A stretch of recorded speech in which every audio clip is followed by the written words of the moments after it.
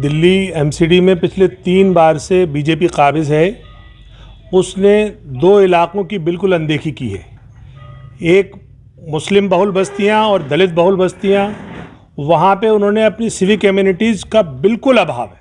वहाँ आप जाइए, कूड़े के ढेर मिलेंगे, नाले मिलेंगे, खुली नालियाँ मिलेंगी और जो स्वास्थ्य और शिक्षा की भी सुविधाएं वहाँ बिल्कुल ना के बराबर है।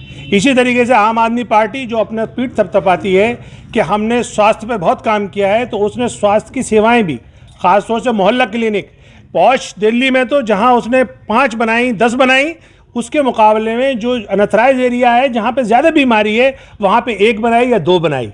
इसी तरीके से शिक्षा, जिस पर अपना वो पीठ थपथपाती है, उसने सिर्फ जो पहले से मौजूदा स्कूल थे उनके रेनोवेशन किया या उन पे कमरे ऐड किए, जबकि सच्चाई ये है कि अनथराइज कॉलोनियों में पहले से स्कूल ही मौजूद नहीं थे।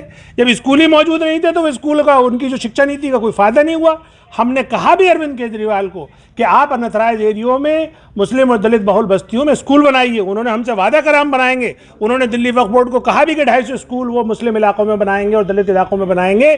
काम शुरू भी हुआ, लेकिन जैसे ही उन्होंने ऐलान किया और वोट मिल गया, उसके बाद उन्होंने वो प्रोजेक्ट वापस ले लिया।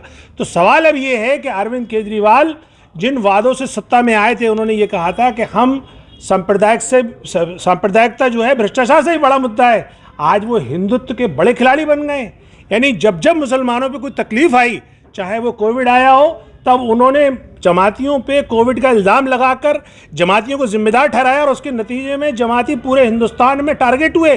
पुलिस ने उन्हें बंद किया, फिर कोर्ट ने उन्हें छोड़ा और सरकारों को फटकार लगाई कि तुमने जमातियों को क्यों इस तरीके से परेशान किया, और उसका कसूरवार अकेले केजरीवाल हैं। दूसरे नंबर पर जब दिल्ली दंगा हुआ, दिल्ली दंगे में जहाँ पे दिल्ली कट रही थी, जल रही थी, मल रही थी, लोग अपने कारोबार खो रहे थे, लोग अपने अजीज़ों को खो रहे थे, उस टाइम अरविंद केजरीवाल मौन धारण करके गांधी समाधि पे बैठ गए थे। ये नहीं कि अपने 68 विधायक ले जाके वहाँ पे बैठ जाते और वहाँ लोगों की जान बचाते। इसी तरीके से जब शाहीन बाग में CAA NRC का प्रोटेस्ट हो रहा था, तब अरविंद केजरीवाल का कहना ये था कि अगर दिल्ली पुलिस मेरे हाथ में होती तो मैं आधे घंटे में शाहीन बाग खाली करा देता। इसी तरीके से जब CAA NRC प्रोटेस्टर्स पे जब दिल्ली पुलिस जालिमाना कार्रवाई कर रही थी मेरी जामिया के बच्चों पे, तब उस पर UAPA लगाने की जब बारी आई तो इसी अरविंद केजरीवाल ने उनकी अप्रूवल दी थी।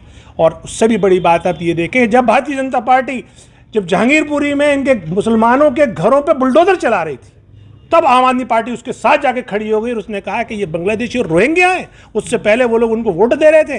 तो ये जो आम आदमी पार्टी का जो चरित्र है, और एक जो पूरे हिंदुस्तान ने देखा, वो ये कि एक नारी के साथ जब अन्याय हुआ, वो भारत की नारी थी, भारत की बेटी थी बिल्किस बानो, जब उसके बारे में पूछा गया आम आदमी पार्टी के लोगों से, तो मुख्यमंत्री ने अपने मुंह को सिल लिया और उप मुख्यमंत्री ने कहा कि हमें इससे कोई मतलब नहीं है। यानी आप सत्ता में हो और आपको जुल्म और अत्याचार होते हुए देखोगे, आपको कोई मतलब नहीं है इसलिए कि वो मुस्लिम है। अरे वो मुस्लिम नहीं है, वो भारत की बेटी है बिल्किस बानो।